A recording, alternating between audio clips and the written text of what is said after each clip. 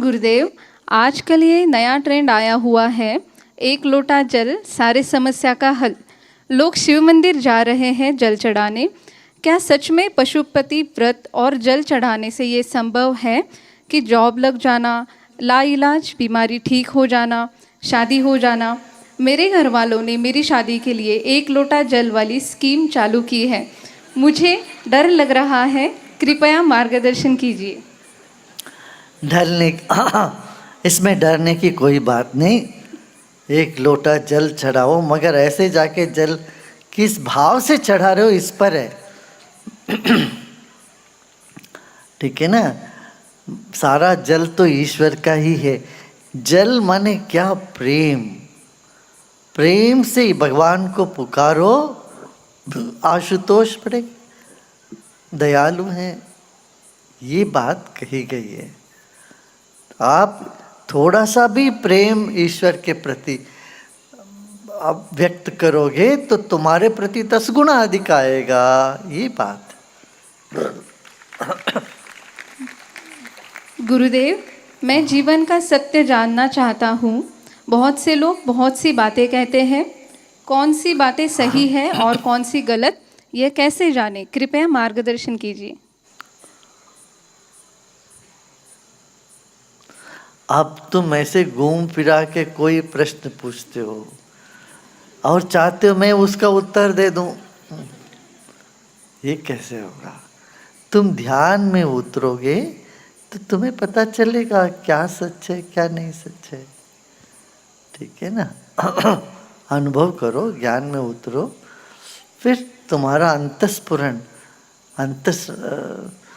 आवाज जागेगी, तब तुमको पता चलने लगेगी क्या सही है क्या गलत है। कोई कसौटी तो नहीं है ना, एक कसौटी नहीं है सबका कह देना ये सही है ये गलत है करने का है। ठीक है ना। अभी कन्नड़ में एक गाना गा रहे थे, ये चार चौपाई, ये चौपाई ये है कन्नड़ का, बहुत सुंदर चौपाई। और चौपाई में यही कह रहे, अरे मेरे बुद्धू तुम क्यों नहीं समझता, ये समझो मेरे बुद्धू। बुद्धू को संबोधन कर रहे हैं।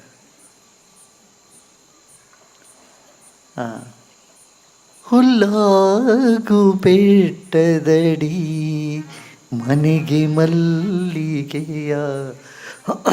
एक पहाड़ के नीचे तुम घास बन के रहो, वहाँ पेड़ बन के मत रहना।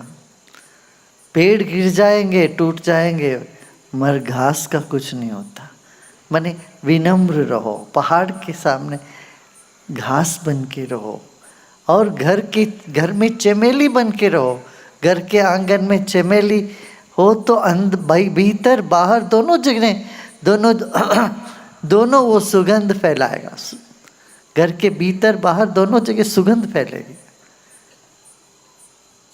अब मुसीबतों की वर्षा होए तो पत्थर जन से बन जाओ, पत्थर हो जाओ मुसीबतों के बरसे में, बारिश में।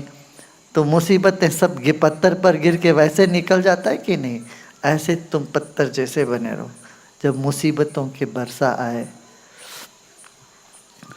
मगर दीन है, दलित है, जो दुखी है, उनके लिए तुम मिश्री हो जाओ, गुड़ मिश्री बने रहो। हे मेरे बेवकूफ,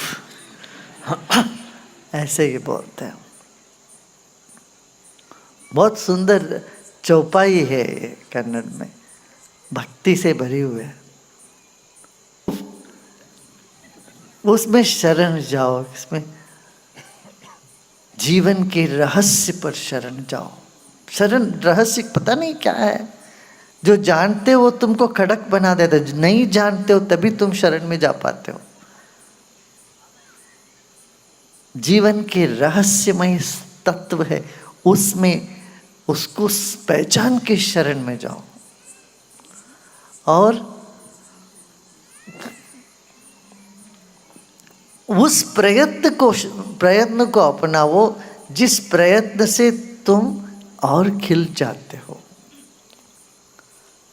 कुछ प्रयत्न करते करते करते हम कड़क हो जाते हैं, एकदम पत्थर से हो जाता है, ऐसा नहीं। जिस प्रयत्न से तुम, यही साधना है। साधना जो है, जो तुमको करते कर, जितना तुम साधना करोगे तो ऐसे तन के नहीं रखो, अरे मैं बड़ा साधक हूँ, नहीं। मैंने 10 साल साधना किया, 20 साल साधना किया, 25 साल मेडिटेशन किया, मैंने ये है ना। जो मेडिटेशन कैसे तुमको ऐसे, जिस प्रयत्न से तुम ऐसे हल्के हो जाते हो, खिल जाते हो, ऐसे प्रयत्न के में तुम शरण जाओ। फिर शरण, उसमें शरण जाओ, तुम्हारे अंतरात्मा में जो गंभीर है और प्रशांत भी है। गंभीर समझते ना, गंभीर माने क्या, एक मर्यादा और गंभीर,